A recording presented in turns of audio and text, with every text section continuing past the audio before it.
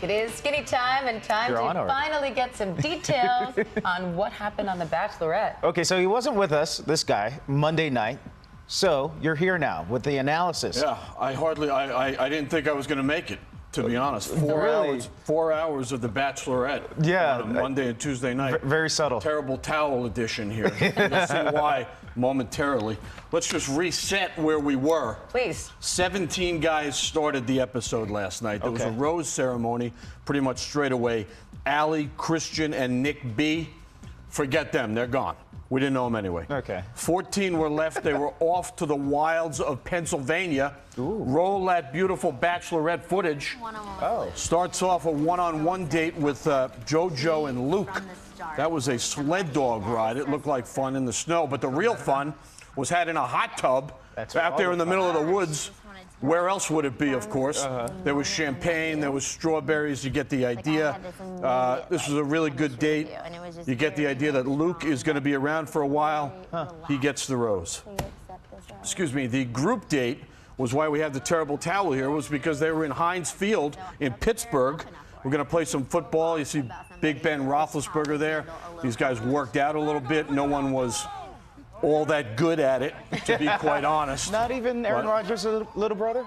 Well, you know, yeah, he did okay. That's James Taylor right there. He wound up cutting his head. Oh boy. So he got into it. He should have had a Purple Heart or something. He went back out onto the field. He did. They wrapped him up and off he went. So they finally played a game.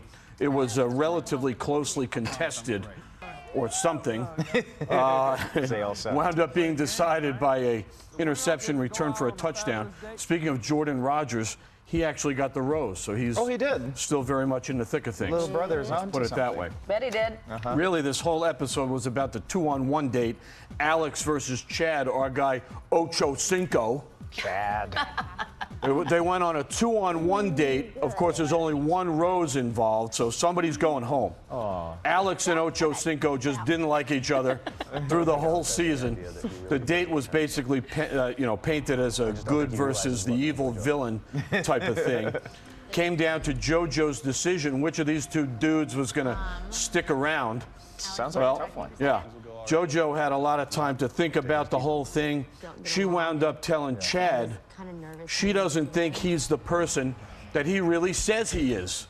Ooh.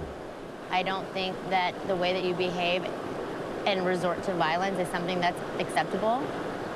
I don't want somebody that threatens other people, who can't get along with other people, and that thinks that physical violence is the way to solve things.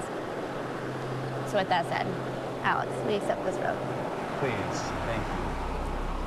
Well, so much for Ocho Cinco. Oh. Bye, Chad. He didn't take that too well. Meanwhile, back at where the guys were hanging out, there were great scenes of celebration. These guys were partying like England just won the European Championship. Oh, that's subtle. Right? Bring out the bubbly, the whole 9 yards. Everybody's like, oh, the game's on now. No doubt, we'll have some of that. Anyway, the whole thing is, that's how the episode ended, in essence. There are now... And then... Chad comes back. There was. Cliffhanger.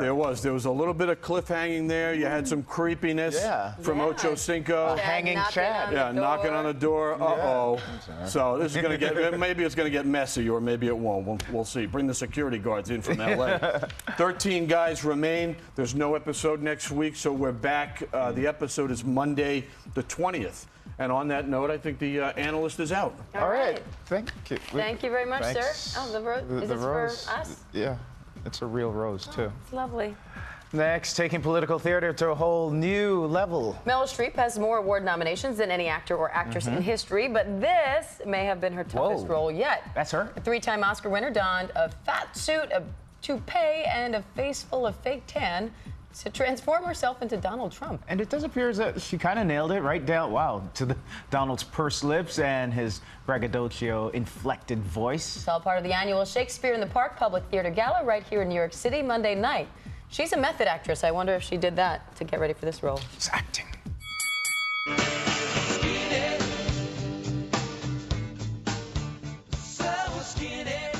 Just when you thought it was over, it is time for the bonus round, starting with the gloves coming off between Axl Rose and Google. It all started 6 years ago with a photo snapped and published of the Guns N' Roses frontman doing a concert in Canada. Yep. It's a less than flattering image, and it's now led to literally countless memes mocking his weight. So now he's ordering Google to take the photo down from the internet.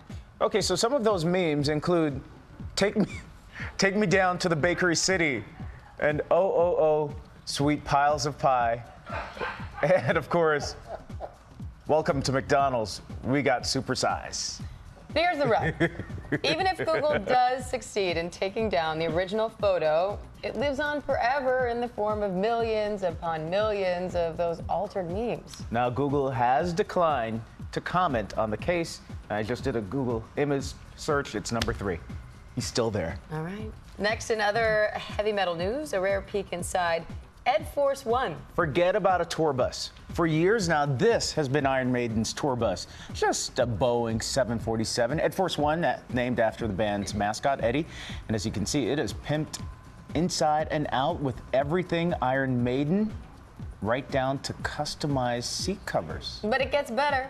The band's lead singer, Bruce Dickinson, is a licensed commercial pilot who actually flies the group around for their Brook of Souls World Tour.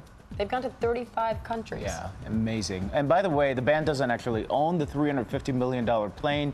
They lease it, and fans follow it all over. I wonder if when they return it, the company will continue to keep the Iron Maiden the skull logo on the tail. I don't know how I'd feel about getting on a plane with that. Not quite. And looking like she's from a completely different world herself, Jamie Lee Curtis, further cementing herself as the coolest nerd mom ever. She and her son, Thomas Guest, turned out in costume for the premiere of the film Warcraft in Los Angeles. Now, the film is based on the popular video game series, and it's set in the world of Azeroth, where humans and orcs coexist. And the mother and son apparently brought them into near flawless existence at the film's premiere. Curtis even commented to Entertainment Tonight, quoting here, "We're serious about our games." Yeah. I bet she's super fun to hang out with on Halloween. Do you think? Oh, yeah. I'll invite her to my party next year. I didn't even get an invite. Oh, sorry, buddy. You're not making the cut. Wow. All right. Nothing. Been nice. Sorry.